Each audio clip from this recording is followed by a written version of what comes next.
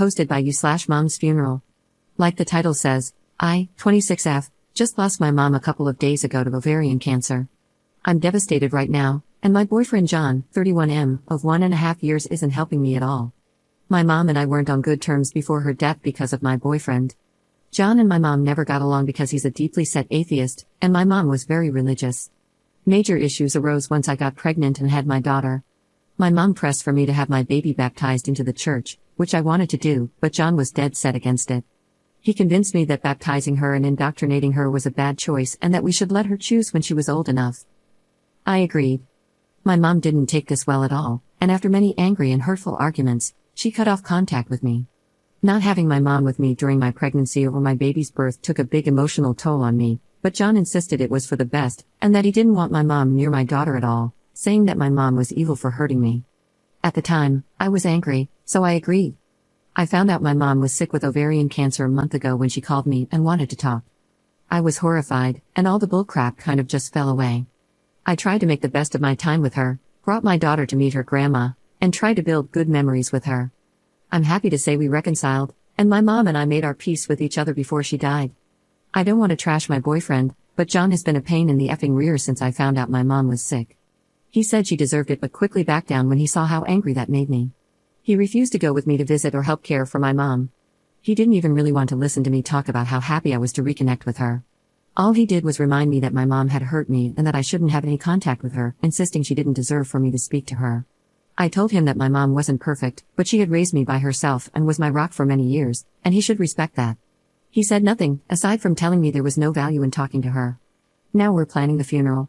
I asked John to go with me, and he refused instantly. He said he hated my mom, that she was a C-word to our family, and that he wasn't going to church ever.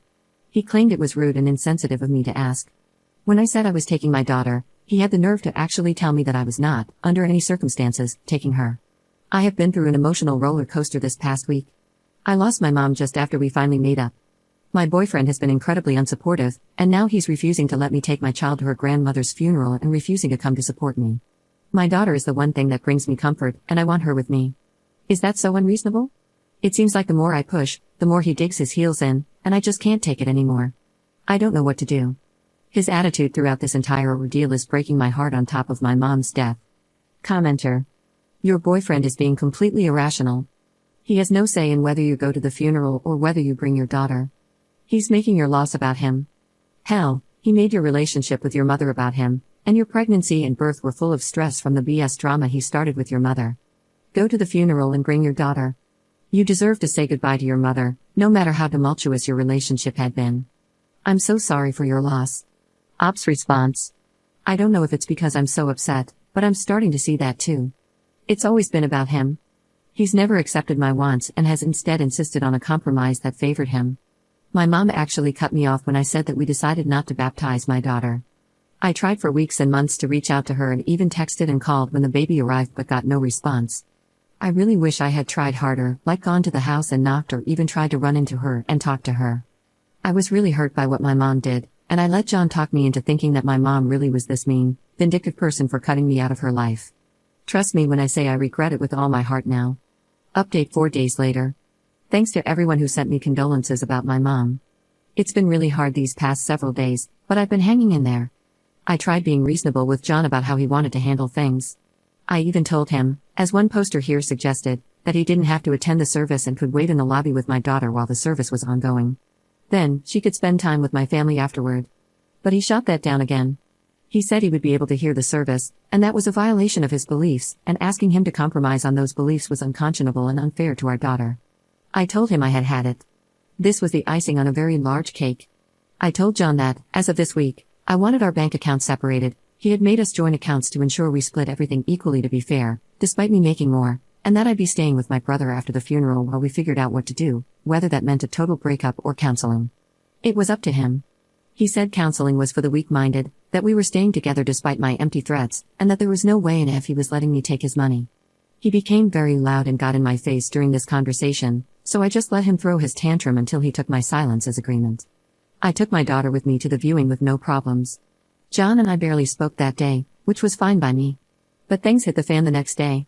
When I got up in the morning to get myself and my daughter ready, I discovered he had the mother effing gall to park his car directly behind mine, blocking me into the driveway. I had no way to get to the funeral in my own car. John always drives to work, but for reasons I can only imagine were to get back at me, he decided to take the metro and took the baby carriage, bottles, and my pump with him. My brother and I have our differences. In fact, we hadn't talked much since my mom and I were estranged. We started talking again after she got sick, but he'll forever be a saint to me for what he did. I called him crying, and he and my sister-in-law arrived within 20 minutes. My sister-in-law calmed me down and helped me get my daughter ready. They even brought spare bottles, a carrier, and a pump. Thanks to them, I was able to attend my mom's funeral in comfort, and my daughter was an angel during the service. My brother and sister-in-law calmed me down, and everything went perfectly. Even though I was a mess most of the day, having my daughter with me, along with my sister-in-law and even my brother to lean on, gave me some peace inside. I've made up my mind not to tolerate John's insane and controlling behavior anymore. He had a litany of excuses for what he did. He even tried to claim his car had problems, and I don't want to hear any of them. I never wanted to be a single mom. I always wanted to raise my baby within a family. But I've decided that going it alone is so much better than doing it with this man, who thought nothing of trying to kick me while I was down. My brother has arranged for me to talk to a friend of his who specializes in family law this week, and we're taking it from there. I still feel so guilty about what happened with my mom. I miss her so much. I hope that from here on out, I can make her proud of me, despite my mistakes. Up in the comments. For everyone who's worried, he didn't get his hands on my money. I went straight to the bank and took the amount of my last check out of the account.